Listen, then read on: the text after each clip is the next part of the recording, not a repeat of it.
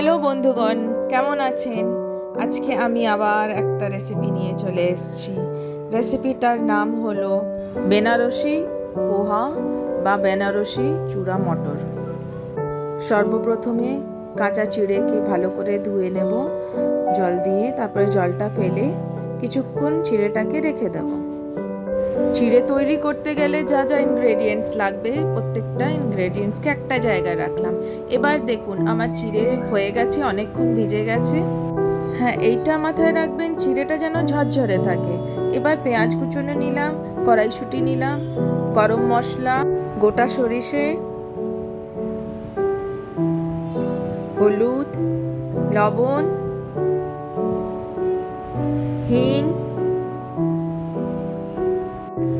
একটু চিনি স্বাদ মতন, সেব ভাজা, ধনেপাতা কুচনো, কারি পাতা ধুয়ে রেখেছি আমি আগেই, আর লঙ্কা নিজের টেস্টের অ্যাকর্ডিং নেবে। এবার চিড়ের মধ্যে নুন আর চিনি নিজের টেস্টের অ্যাকর্ডিং দিয়ে দেবেন, দিয়ে ওটাকে ভালো করে মাখিয়ে নেব। চিড়েটা ধুয়ে কিন্তু ছাঁকনিতে জল ছেঁকে নিতে হবে, তাহলে কিন্তু চিড়েটা ঝরঝরে থাকবে। ভালো ঘি একটু নিয়ে নিলাম। এবার চিনি আর লবণ দেওয়া চিড়েটাকে ভালো করে মেখে নেব। এবার ফ্রাই প্যান গরম হলে তার মধ্যে 2 চামচের মতন তেল দিয়ে নেব, আর তেলটা গরম হয়ে গেলে ফ্রাই প্যানে গোটা সর্ষে ফোড়ন দিয়ে দেবো। এবার ফ্রাই প্যানে হিং দিয়ে নেব 2 চামচের মতন।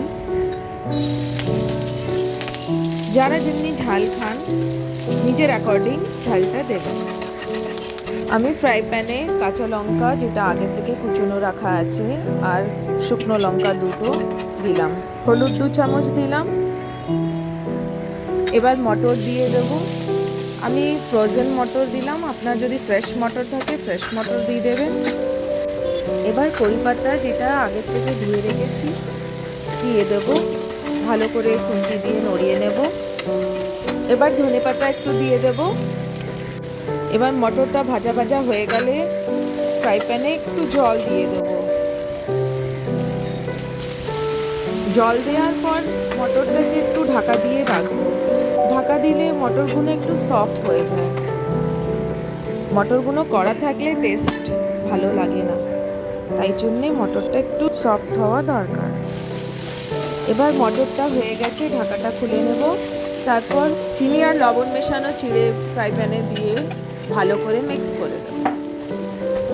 এই রেসিপিটা আপনারা নিশ্চয়ই ট্রাই করবেন।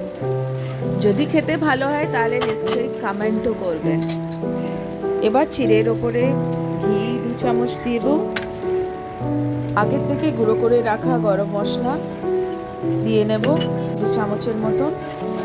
এবার চিড়েটাকে ভালো করে মিক্স করে নেব। বেনারসি মটর চূড়া এবার রেডি হয়ে গেছে। এটাকে একটা প্লেটে বার করে নেব। চিড়ের ওপরে আগের থেকে কুচনো কাঁচা পেঁয়াজ দিয়ে দেব, ধনেপাতা কুচনো ছড়িয়ে দেব। এবার ওপর থেকে সেব ভাজা ছড়িয়ে দেব।